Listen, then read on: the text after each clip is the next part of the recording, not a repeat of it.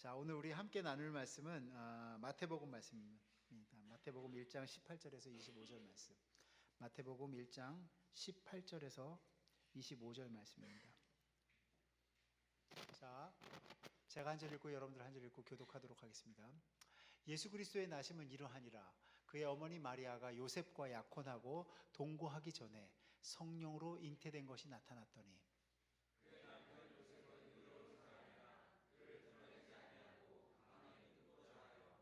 이 일을 생각할 때 주의 사자가 현몽하여 이르되 다윗의 자손 요셉아 내 아내 마리아 데려오기를 무서워하지 말라. 그에게 잉태된 자는 성령으로 된 것이라.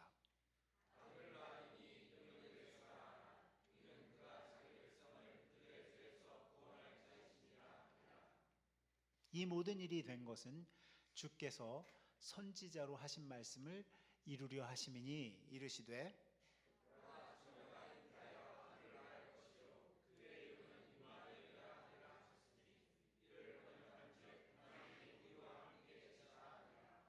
요셉이 잠에서 깨어 일어나 주의 사자의 분부대로 행하여 그의 아내를 데려왔으나 아들을 낳기까지 동침하지 아니하더니 나음의 이름을 예수라 하니라. 아멘. 어제 조치원 세종시민교회에서 재직 세미나가 있었습니다. 그래서 우리 사역자들하고 함께 차를 타고 다시 돌아오는 길에 제가 좀 그런 얘기 했어요. 이제 12월 중순이 됐는데도 성탄절 느낌이 전혀 들지 않는 거예요. 성탄의 기쁨과 그 감격이 또 그 분위기와 그 느낌이 전혀 들지 않는 거예요. 그래서 제가 어떻게 12월 중순인데 뭐 성탄절 느낌이 전혀 안 든다 그러니까 우리 이현곤 목사님이 딱 캐롤을 틀어주시더라고요. 찬양 성탄 찬양을 딱 틀어주는데 갑자기 그냥 차 안이 성탄 분위기로 확 바뀌는 것을 제가 이제 어저께 느꼈어요. 그러면서 모든 사람들이 다 공감하는 이야기인 것 같아요. 왜 이렇게 성탄절이 왔는데 성탄절이 다가오는데 왜 이렇게 성탄의 느낌은 들지 않는 걸까? 왜 이런 기쁨과 감격이 우리에게 찾아오지 않는 걸까? 이런 생각을 좀 해봤습니다. 그런데 사실은 이 모든 것에 우리가 이 성탄절이 우리에게 그렇게 큰 의미로 다가오지 않게끔 만든 것이 우리의 문제일 가능성이 크다라는 것이죠. 왜냐? 원래는 제가 자랄 때는 이 성탄절이 참 굉장히 뭐라 그럴까 사람들에게 기쁨과 감격과 감사를 주는 그러한 성탄절이었어요. 사람들이 성탄절의 마음이 들떠 있었고 이제 빨리 성탄절이 오기를 기대하고 기다리고 그랬던 그러한 시절들이 있었습니다.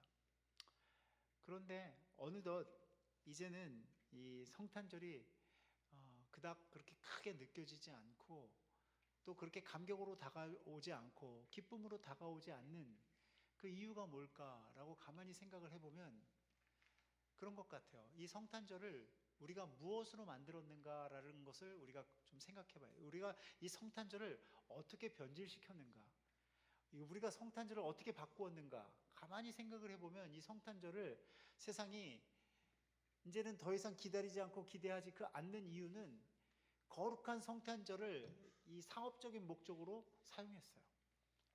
그래서 소비의 시즌으로 만들게 하고 사람들에게 쇼핑과 모든 그러한 뭐라 그럴까요? 선물을 주고받고 하는 그러한 소비의 시즌으로 만들어 놓은 것입니다. 그러면서 성탄절이 하나님의 이 땅에 오신 거룩하신 하나님이 성육신하신 그러한 놀라운 그러한 은혜의 날이 아니라 그냥 연말 이벤트, 행사로 가득 찬 시즌으로 그렇게 우리가 인식하고 만들었다라는 것이죠. 그러니까 이렇게 하면 할수록 이렇게 우리가 우리의 생각대로 우리의 마음대로 우리가 원하는 대로 이 성탄절을 우리의 만족으로 만들어 가니까 이 성탄절이 결코 거룩한 영광스러운 기쁨의 성탄절에서 희석되어져 간다는 것이죠. 저는 팀 켈러 목사님이 그런 이야기를 했어요. 이 성탄절이 자꾸만 사람들의 만족을 위한, 사람들의 기쁨을 위한, 내 만족을 위한 성탄절이 되어져 버리니까 그 성탄절의 성육신에서 낮아지신 이 땅에 내려오신 그 예수님을 우리가 만나지 못한다라는 것이죠. 그래서 우리가 우리의 만족을 생각하고 우리의 기쁨을 생각하고 우리의 감격을 생각하니까 그분이 얼마나 자기를 희생하고 얼마나 자신을 버리고 이 땅에 내려오신 것인지를 잘 깊이 묵상하지 못한다라는 것입니다. 우리는 이 예수 그리스도를 묵상할 때 놓치지 말아야 되는 부분이 있는데 그 부분이 뭐냐면 하나님이 알파와 오메가 되시듯이 처음과 마지막이 되시듯이 말이에요. 이 예수님의 탄생에도 이 처음의 시작과 이 마지막의 끝이 엄청난 하나님의 개입과 기적으로 일관되어 있다라는 것입니다. 그러니까 우리가 성탄의 그 기쁨을 맞이하면서 놓치지 말아야 되는 것은 성탄에 하나님의 그 개입과 기적의 비밀이 있고요. 그분의 죽으심을 가만히 생각해 보면 거기에도 부활이라는 놀라운 그러한 하나님의 개입이 있다라는 것입니다. 그래서 여러분들 우리는 무엇을 믿어야 되는가라고 생각을 해보면 우리는 성탄절에 동정녀 마리아를 통해서 이 땅에 오신 예수 그리스도, 이 동정녀 탄생에 대한 그 비밀을 우리가 마음속으로 받아들여야 되는 것이고, 세상 사람들이 어떻게 죽은 사람이 다시 살아나 라고 하는 그 부활의 의미도 우리가 믿어야지만 우리가 성경을 믿을 수 있다는 거예요. 안타까운 것은 그렇습니다. 이제 우리가 계몽주의 이후, 르네상스 이후죠. 과학적인 세계관을 통해서 신앙 해석이, 신학적인 성경에 대한 해석이 말이에요. 과학적인 그러한 그 증명, 그러니까 과학으로 설명이 가능해야지만, 과학으로 그 부분이 인정되어야지만 그것을 받아들이고, 그렇지 않은 것에 대해서는 잘 받아들이지 않으려는 그러한 움직임들이 생겨나기 시작했다는 거예요. 성경에 너무 많은 기적들이 있는데, 너무 많은 놀라운 일들이 있는데, 그러한 것들은 그거는 어떤 의미적인 것이지 실제로 그러한 일들이 일어났다라는 것이 아니야.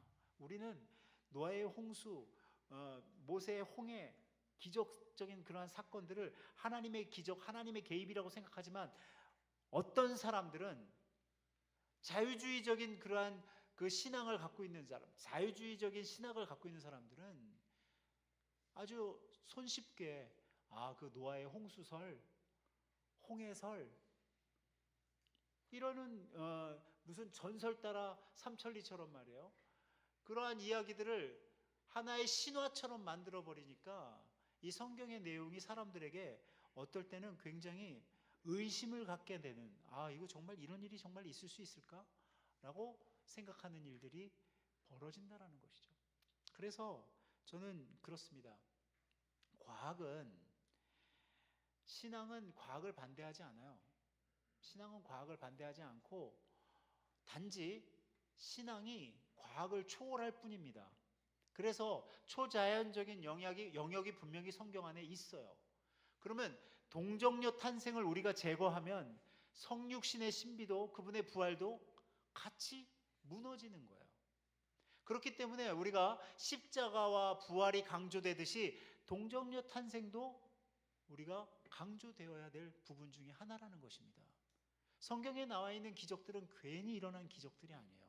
하나님의 온전한 섭리와 하나님의 그 계획하심과 하나님의 개입하심과 하나님의 그 기적적인 그러한 전능하심이 나타났기 때문에 그러한 일들이 벌어졌다는 것입니다.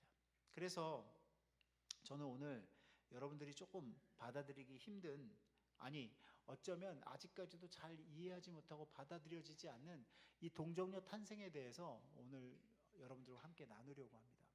제가 예전에 그 TV 프로그램에서 그런 걸 본 적이 있어요.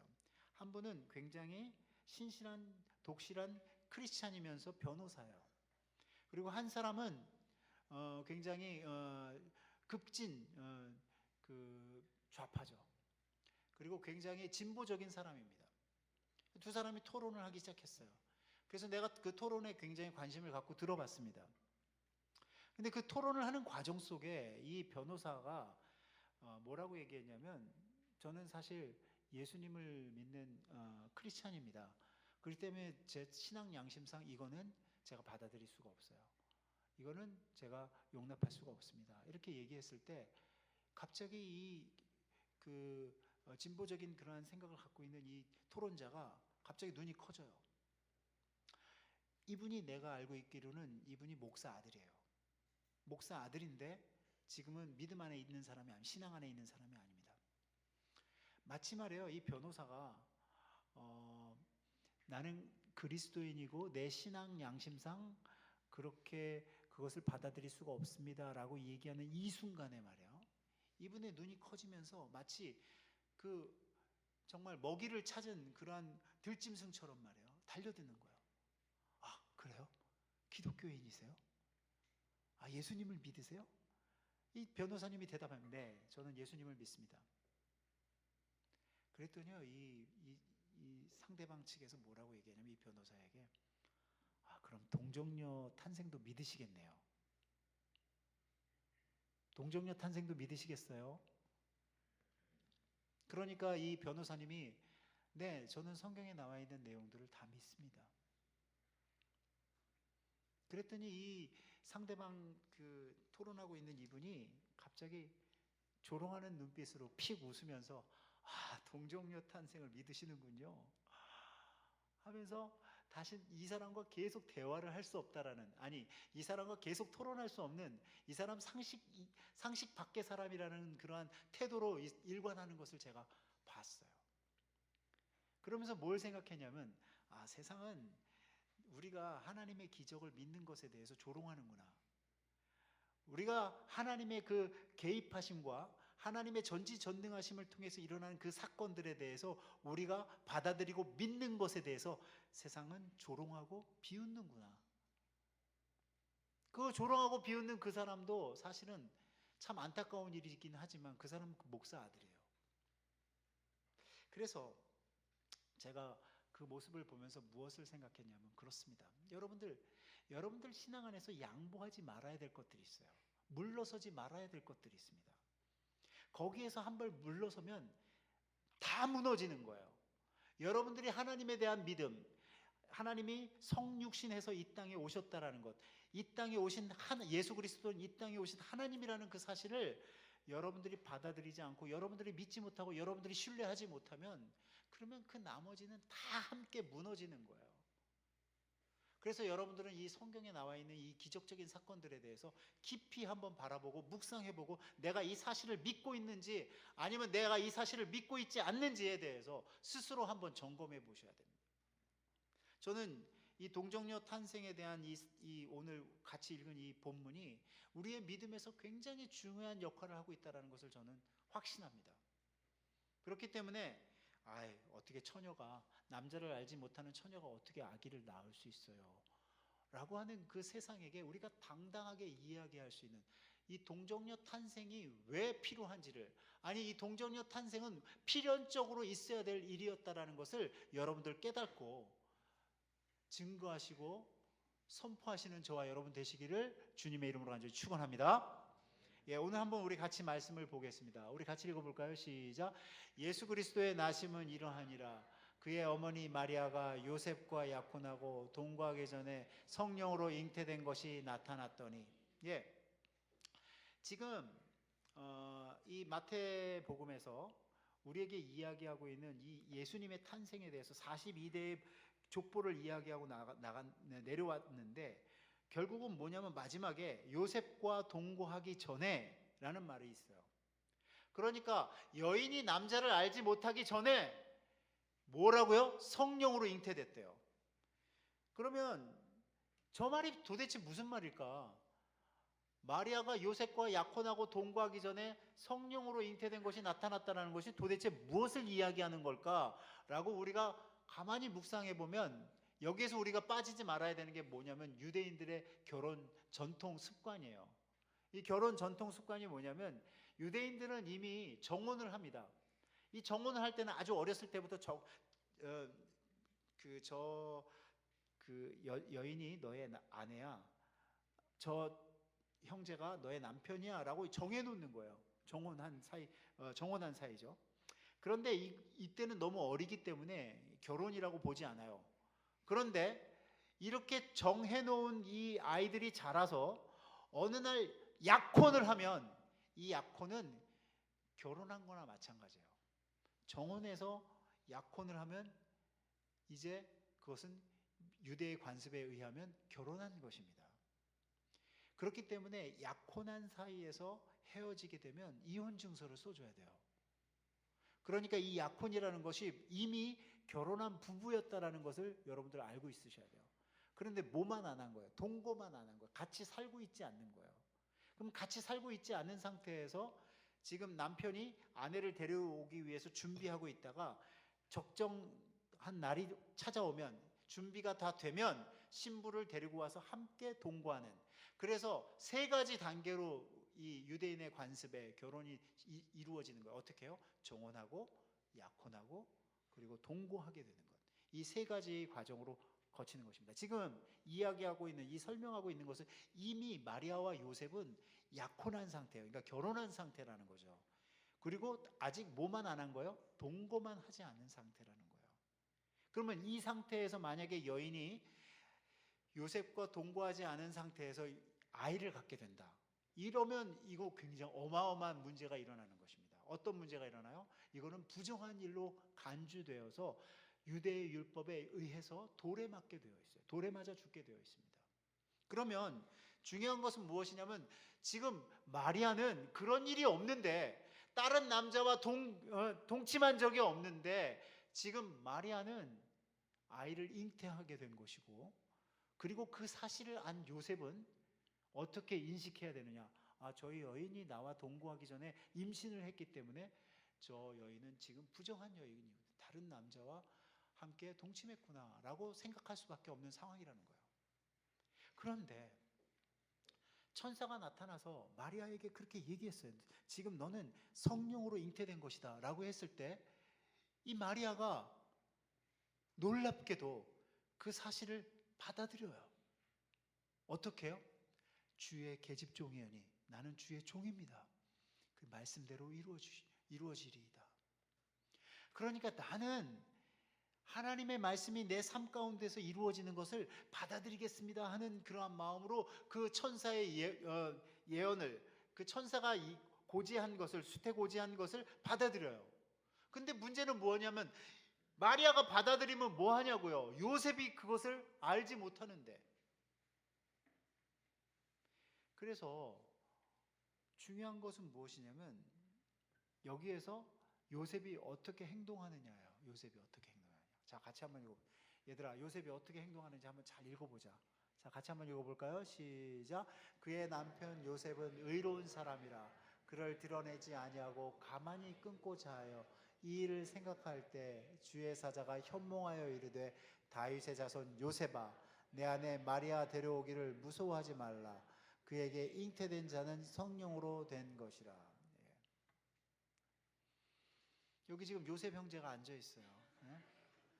요셉 형제, 이런 상황이 되면은 어떡할 거예요? 받아들일 거예요? 예. 여러분들 지금 요셉은요 굉장히 혼란 중에 있어요. 굉장히 혼란 중에 있고, 가만히 끊고자 하여는 뭐냐면 그 여인에게 해가 되지 않도록 어떻게 해요? 요셉이 조용히 이 일을 마무리하기 위해서 가만히 끊고자 하여 라고 지금 설명하고 있는 거예요. 그런데 그에게 누가 나타나요? 천사가 나타나요. 천사가 나타나서 지금 마리아에게 잉태된 것은 성령으로 잉태된 거다. 마리아 데려오기를 무서워하지 말아라. 이렇게 얘기하는 거예요. 자,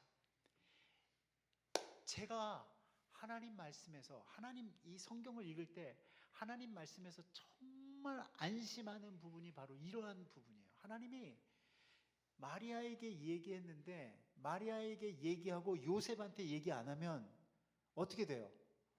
마리아 혼자 독박 쓰는 거예요. 마리아 혼자 이 모든 일을 당하게 되고 돌에 맞아 죽어도 할 말이 없는 거예요. 그렇죠?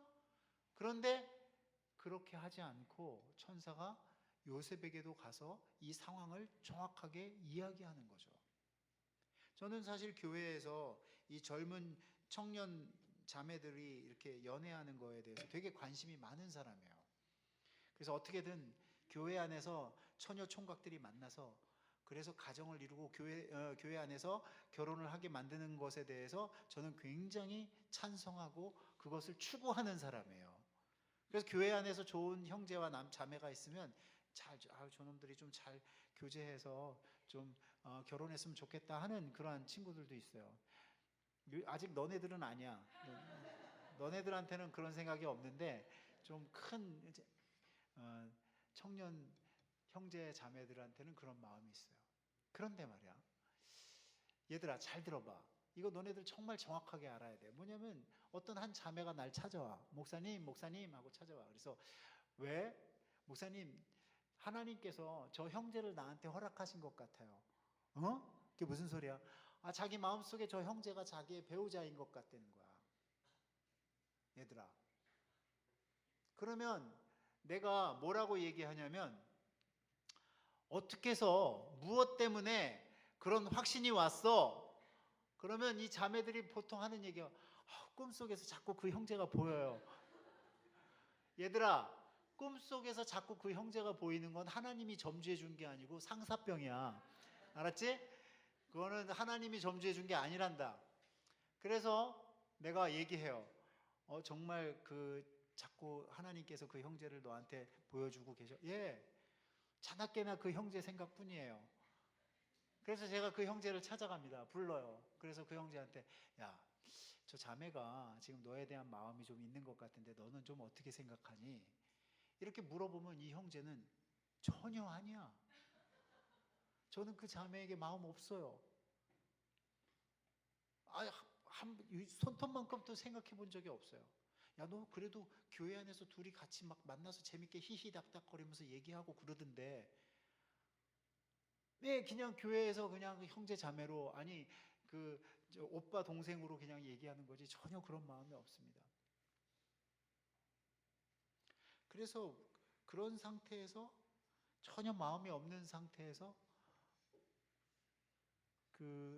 이 일을 진행하다 보면 무리가 생겨요. 여자는 너무너무 좋아하는데 남자는 노예요. 그럼 빨리 어떻게 해야 되냐? 제가 중간에 있는 목사로서 그 여학생을 컴다운 시켜야 돼요. 야, 저 형제는 너한테 마음이 없대. 정확하게 얘기해주고, 이게 네가 지금 너 혼자만의 생각이지 저 형제가 그렇게 생각하는 거 아니야. 그러니까 일방적이면 안 돼. 그러니까 제가 어떻게 해요? 이 여인의 마음을 이제 좀 컴다운 시킵니다. 왜요? 이러한 무리한 그 시도가 계속 반복적으로 이루어지면 그러면 한 사람이 교회 떠나게 되어 있어요. 그러니까 두 사람이 만약에, 그래서 교회 안에서 사귀려면 목사한테 먼저 물어봐야 돼요. 그래가지고 둘이 좋은 그러한 교제를 할 수 있는 그러한 형제 자매면 그러면 적극 제가 도와주고 협력해 줍니다. 그런데 그게 아니면 무리하게 할 수가 없는 거예요. 이 관계라는 게. 지금 천사가 마리아에게만 이 무리한 그러한 이 요구를, 이 성령으로 잉태된 것을 너 혼자 다 받아들여라. 그러고선 요셉을 내버려 두면 그러면 이 문제가 해결이 잘 안 되는 거예요. 하나님께서 요셉에게 가서 똑같이 얘기해 주는 거예요. 예, 저 여인에게 지금 잉태된 것은 성령으로 잉태된 거니까 두려워하지 말고 마리아 데려오기를 두려워하지 말아라. 그래서 예수님의 탄생이 이루어진 거예요. 믿으십니까? 그렇다면 중요한 건 뭐냐면 이거예요. 이 사건이 왜 벌어졌는가? 왜 하나님께서는 마리아와 요셉이 정혼한 관계를 아시면서 이미 이제는 두 사람이 부부인 것을 알면서 왜 마리아에게 이렇게 무리한 성령으로 잉태하게 되어서 사람들에게 오해를 살 만한 그러한 일들이 벌어지게 되었는가라는 그러한 질문을 우리가 해봐야 되는 것입니다. 그렇다면 이것을 어떻게 설명하느냐? 성경은 우리에게 이렇게 설명해요. 자, 같이 한번 읽어볼까요? 시작. 이 모든 일이 된 것은 주께서 선지자로 하신 말씀을 이루려 하심이니 이르시되 보라 처녀가 잉태하여 아들을 낳을 것이요 그의 이름은 임마누엘이라 하리라 하셨으니 이를 번역한즉 하나님이 우리와 함께 계시다 함이라.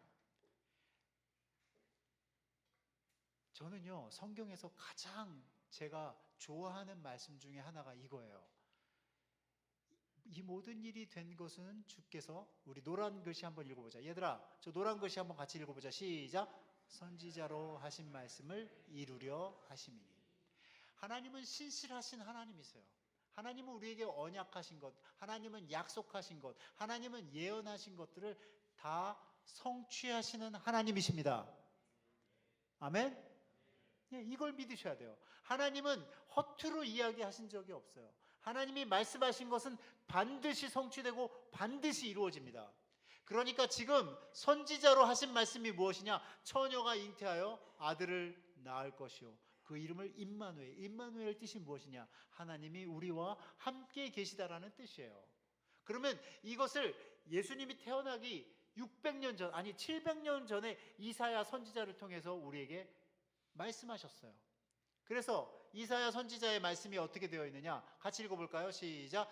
주께서 친히 징조를 너희에게 주실 것이라. 보라 처녀가 잉태하여 아들을 낳을 것이요 그의 이름을 임마누엘이라 하리라. 이게 어디에 있어요? 이사야 7장 14절 말씀에 있어요. 이사야는 예수님이 태어나시기 한 600~700년 전에 활동하던 선지자예요. 그렇다면 여기에서 사람들이 불편한 마음이 있어요. 이 기적을 받아들이고 싶지 않은 마음들이 있어요. 아니, 이 기적은 하나님이 해주셨다라는 그런 증거가 없어, 과학적인 근거가 없어 라고 생각하는 사람들이 있어요. 그러한 사람들이 이 말씀을 어떻게 해석하기 시작했느냐? 아, 저 말씀은 말이야 이런 거야. 이 히브리어의 알마라는 것은 처녀라는 의미도 있지만 젊은 여자라는 의미도 있어. 젊은 여자라는 의미도 있으니까 이렇게 해석하면 훨씬 더 부드럽지. 주께서 친히 징조를 너에게 주실 것이라. 보라 젊은 여인이 잉태하여 아들을 낳을 것이요 그의 이름을 임마누엘이라 하리라. 야, 그러면 조금 비과학적인 것이 굉장히 과학적인 것으로 되는 거예요. 왜요? 젊은 여인이 잉태하여 아들을 낳는 것, 이거는 전혀 문제가 안 돼요. 젊은 여인이라고 바꾸면. 근데 문제는 어디에서 터지느냐? 문제는 여기에서 터지는 거예요. 주께서 친히 징조를 너에게 주실 것이라. 여러분들, 젊은 여인이 아이를 낳는 것은 징조가 될 수 없어요. 지금도 젊은 여인들은 아이를 많이 낳습니다. 우리 교회도 이번에 젊은 여인 3명이 아이를 낳았어요. 그러면 그게 징조예요? 하나님이 주신 표적이에요? 메시아예요? 걔네들이 다?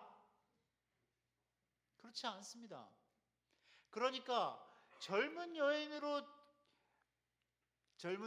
번역하면 굉장히 내용이 쉽게 전달이 되어지고 내용이 이해되어질 만한 것이긴 하지만 그것은 징조가 될 수 없고 그거는 표적이 될 수가 없습니다. 더 놀라운 것은 뭔지 아세요? 더 놀라운 것은 이거예요. 그 히브리어 구약의 말씀을 이제 포로 귀한 이후에 예수님 태어나시기 200년 전에 70명의 학자들이, 그래서 우리는 그것을 70인역이라고 그래요. 70인역. 이 70인역이라는 것은 결국 뭐냐면 70명의 학자들이 이 히브리어로 된 그 말씀들을 이 포로 귀환에서 돌아온 우리의 이 다음 세대들, 그 다음 세대들이 잘 읽어내지 못하니까 이걸 헬라어로 번역하자. 얘네들이 잘 읽을 수 있도록. 그래가지고 번역을 했어요. 그것을 뭐라고 그런다고요? 70인역이에요. 70인역. 그 70인역은 언제 만들어진 거냐? 예수님 탄생하기 200년 전에 70인역이라는 성경책이 만들어졌어요. 근데 그 성경책에서 이들이 어떻게 이것을 번역했냐면, 여기에서 말이야, 이 알마라는 젊은 여인이라는 그 히브리어는 잘못 해석될 수가 있으니까 우리가 분명하게 파르데노스라는 처녀에게만 쓸 수 있는 단어를 쓰자. 그래서 헬라어로 번역할 때는 분명하게 파르데노스라는 단어를 사용하게 됩니다. 그러니까 우리 개역개정하고 똑같은 거예요. 우리 성경을 읽으면서 야, 이건 사람들에게 오해될 부분이 있으니까 성경을 정확하게 번역하기 위해서 이걸 이렇게 바꾸는 게 좋겠다 하고 우리 개역개정이 바뀐 거예요. 그렇게 바뀌어요, 안 바뀌어요? 성경이 그렇게 바뀝니다. 왜요? 이건 번역서기 때문에 그래요. 원본은 절대로 바뀌지 않죠. 그러나 그것을 다른 나라 언어로 이야기할 때는 그 원본에 있는 단어와 가장 유사한 그러한 의미로 가장 그것을 잘 설명할 수 있는 단어로 바꾸는 거예요. 그래서 뭐라고 얘기해요? 이렇게요. 자, 다시 한번 읽어볼까요? 이 이사야 말씀을 이렇게 이제 확실하게 번역한 거예요. 뭐냐면 시작. 주께서 친히 징조를 너에게 주실 것이라. 보라, 처녀가 잉태하여 아들을 낳을 것이요 그 이름을 임마누엘이라 하리라. 예. 그러니까 만약에 마리아를 통해서 동정녀 마리아를 통해서 예수님이 오시지 않으면 그는 메시아가 될 수 없어요. 그는 하나님 앞에서 예언된 사람이 아닙니다. 그러면 중요한 건 뭐냐면 그 이사야만 그것을 예언했느냐? 아니에요. 자, 창세기 한번 창세기로 돌아가 볼까요? 창세기는 이들이 아담이 최초의 죄를 짓고 우리의 인류의 조상인 아담이 죄를 짓고 난 다음에 그들에게 하나님께서 하시는 말씀이에요. 자, 같이 읽어볼까요? 시작. 내가 너로 여자와 원수가 되게 하고 내 후손도 여자의 후손과 원수가 되게 하리니 여자의 후손은 내 머리를 상하게 할 것이요 너는 그의 발꿈치를 상하게 할 것이니라 하시고. 자, 여러분들 이 말씀에서 참 우리가 한 가지 퀘스천을 던져야 되는 게 뭐냐면 여자의 후손은 내 머리를 상하게 할 것이요 이렇게 얘기해요. 그렇죠? 근데 여러분들 이 유대인의 관습에서 누구의 후손, 누구의 자녀, 누구의 아들 이야기할 때 여자의 이름이 먼저 들어가는 경우가 없습니다. 다 남자의 후손이죠. 아버지의 자녀지 엄마의 자녀라고 이야기하는 이 자손이라는 말을 여자의 후손이라는 말을 쓰지 않아요. 그런데 창세기 3장에 처음으로 여자의 후손은 내 머리를 상하게 할 것이요 내 머리를 상하게 할 것이요는 멸망시 깨뜨려서 이기는 거예요. 승리하는 거예요. 누구의 권세를? 사단의 권세를요. 그는 그의 발꿈치를 상하게 예수님을 그 발꿈치를 물 정도의 그러한 상함을 주죠. 왜요? 예수님이 십자가에서 고통당하시기 때문에. 그 정도의 고통은 당하시지만 결국은 그것을 통해서 어떻게 해요?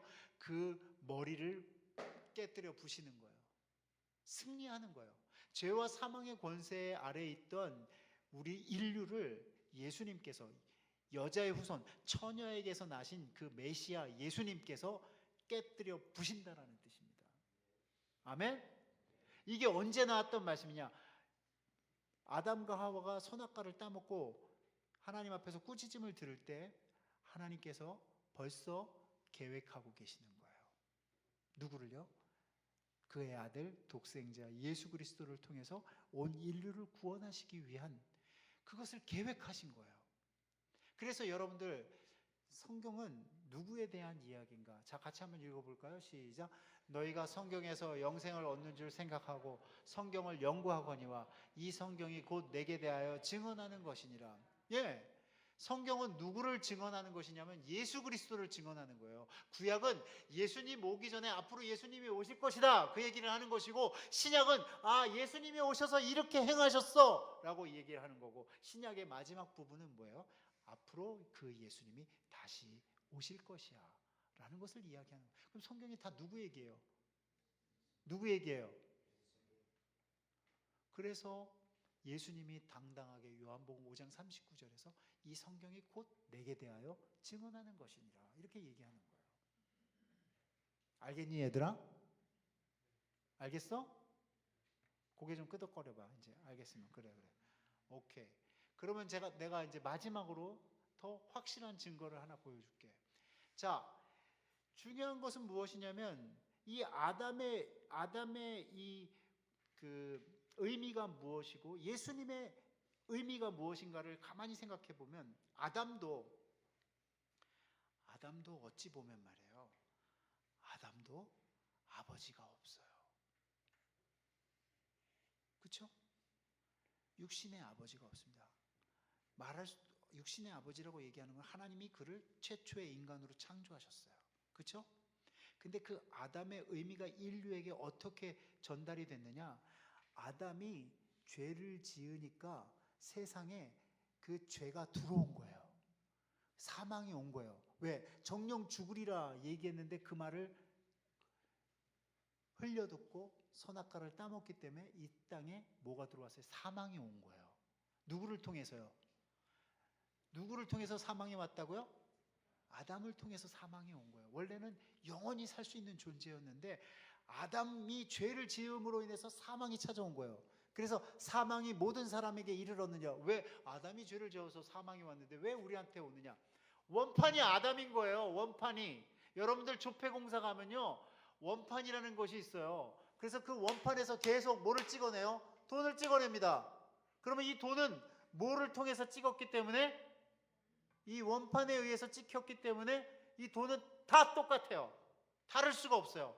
그래서 위조지폐는 이 원판에 의한 돈이 아니면 위조지폐가 되는 거예요. 맞죠? 그러면 온 인류는 지금 누구에게서 찍혀 나오는 거냐면 아담이라는 원판에 의해서 찍혀 나오는 거예요, 지금. 그래서 사망이 모든 사람에게 임해도 할 말이 없는 거예요. 왜요? 원판이 죄를 지어서 사망이 임했기 때문에. 우리는 다 죽어요. 그래서 죽습니다. 그런데 중요한 건 뭐냐면 예수님의 오심이 무엇을 의미하느냐? 여인에 의해서 났다라는 것은 우리 인간의 DNA를 받지 않은 거예요. 인간의 DNA, 인간의 피, 인간의 혈통에 의해서 낳은 분이 아니라는 거예요. 여자의 몸을 빌려서 이 땅에 오신 하나님이세요. 아멘? 그렇기 때문에 이런 거예요. 자, 같이 읽어봅시다. 시작. 그런즉 한 범죄로 많은 사람이 정죄에 이른 것 같이 한 의로운 행위로 말미암아 많은 사람이 의롭다 하심을 받아 생명에 이르렀느니라. 한 사람이 순종하지 아니함으로 많은 사람이 죄인 된 것 같이 한 사람이 순종함으로 많은 사람이 의인이 되리라. 자, 이거예요. 원판을 바꿨어. 이거는 이 원판은 결국은 우리를 죽게 만드는 원판이야. 그래서 우리가 이 원판 내에서 태어났는데 여러분들 젖붙임 아세요? 젖붙임? 여기서 잘라가지고 여기에다 젖붙이면 달라져요? 안 달라져요? 젖붙임 안 해보셨어요? 농사를 안 지어봐가지고 가수원을 안 해봐서. 그렇죠? 젖붙이면 어떻게 되냐면 열매가 달라져요. 그렇죠? 새로운 생명을 얻게 되는 것이고 의인의 삶을 살게 된 거예요. 누가? 원판이 누구로 바뀌었기 때문에? 예수님으로 바뀌었기 때문에. 그러니까 예수님은 동정녀 마리아에서, 아니 처녀에게서 나셔야만 된 거예요. 믿으십니까? 그래서 여러분들 보십시오. 우리는 이제 젖붙임을 받는 그 과정을 어떻게 아느냐? 내가 예수님을 나의 구세주와 주로 믿어요. 그분이 나의 죄 때문에 십자가에서 죽으시고 우리의 죄를 깨끗이 그 보혈의 피로 깨끗게 하시고 부활하셨다라는 것을 우리가 믿어요. 믿어요. 아멘? 믿으십니까? 그러면 여러분들이 뭐 해야 되는 거예요? 젖붙임을 당한 거예요. 그래서 이제부터 여러분들이 뭐가 되는 거예요? 의인이 되는 거예요. 의인이. 알겠니 얘들아? 그 너네들이 아무리 그렇게 말을 안 듣고 죄를 지어도 말이야, 예수님을 믿으면 뭐가 되는 거라고? 의인이 되는 거야. 그래서 사랑하는 여러분, 우리가 믿고 있는 이 동정녀 마리아에게서 탄생한 이 사건을 받아들이지 않으면 부활도 없어요. 부활도 없습니다. 이 사건을 믿지 않으면 성경에 나와 있는 기적을 하나도 믿을 수가 없어요. 저는 제가 어렸을 때 성경을 읽으면서 제일 불만인 게 그거였어요. 뭐냐면, 아니 요나가 물고기 뱃속에 들어가서 3일 동안 물고기 뱃속에 있다가 다시 살아났대. 아우, 이런 얘기 좀 없었으면 좋겠는데 성경에. 근데 성경에 있어. 요나서는 되도록이면 사람들이 안 봤으면 좋겠다. 어? 성경을 이렇게 내가 보여줄 때 요나서는 이렇게 좀 빼놓고 보여줘야겠다. 이런 생각을 가진 적도 있어요. 근데 나중에 보니까 말이에요, 요나서가 없었으면 큰일 날 뻔했더라고요. 요나서가 없었으면 큰일 날 뻔했어요. 왜냐하면 예수님한테 이 바리새인들과 서기관과 제사장들이 나타나서 표적을 보여달라고. 당신이 하나님께로부터 온 자인지 메시아인지 표적을 보여주십시오. 그러니까 예수님께서 그렇게 얘기하세요. 이 악하고 음란한 세대에게 내가 보여줄 표적이 없다. 나는 너희들에게 보여줄 표적이라는 것은 요나의 표적밖에 없다. 이렇게 말씀하세요. 요나의 표적밖에 없다고? 요나서가 언급이 되네. 누구한테서? 예수님에게서 요나서가 언급이 되는 거예요. 감추고 싶었던 그 요나서. 그래서 왜 요나를 언급하나 봤더니만 예수님이 요나와 같이 무덤에서 장사된 지 사흘 만에 다시 부활하시는 거예요. 모처럼요. 요나가 물고기 뱃속에서 3일 동안, 사흘 동안 있다가 다시 그 뱃속에서 다시 나온 것처럼요. 아멘? 믿으십니까? 그래서 요나서가 없으면 안 되는 거였구나. 요나서가 없으면 안 되는 거였어요. 예수님이 자신의 부활, 장사된 지, 우리 매일 사도신경에서 고백하듯이 장사된 지 사흘 만에 부활하시고, 그 부활하시고를 설명하기 위해서 요나서가 필요한 거예요. 아멘? 누구를 위해서 이 성경이 지어졌다고요? 예수님을 증거하기 위해서요. 그래서 여러분들, 우리가 믿는 이 믿음은 사실은 주님이 하셨다, 주님이 이루셨다, 주님이 부활하셨다라고 하는 그 말씀들을 우리가 마음으로 받아들이고 믿을 때, 그때 우리의 삶 가운데서 역사가 일어나는 것입니다. 아멘? 그걸 믿지 않고 신앙생활하는 것은 껍데기예요. 그것을 믿지 않고 그 초자연적인 그러한 그 하나님의 개입하심, 하나님의 역사하심을 믿지 않고 우리가 신앙생활하는 것은, 그것은 껍데기 생활하는 거예요. 껍데기 생활. 그래서 여러분들, 이 다가오는 성탄에 주님의 오심을 다시 한번 깊이 묵상하고, 주님이 왜 반드시 오셔야만 했고, 왜 주님이 왜 동정녀 마리아에게서 태어나셔야만 했는지를 다시 한번 깨닫고 이 성탄절을 기쁘게 맞이하는 저와 여러분 되시기를 주님의 이름으로 간절히 축원합니다.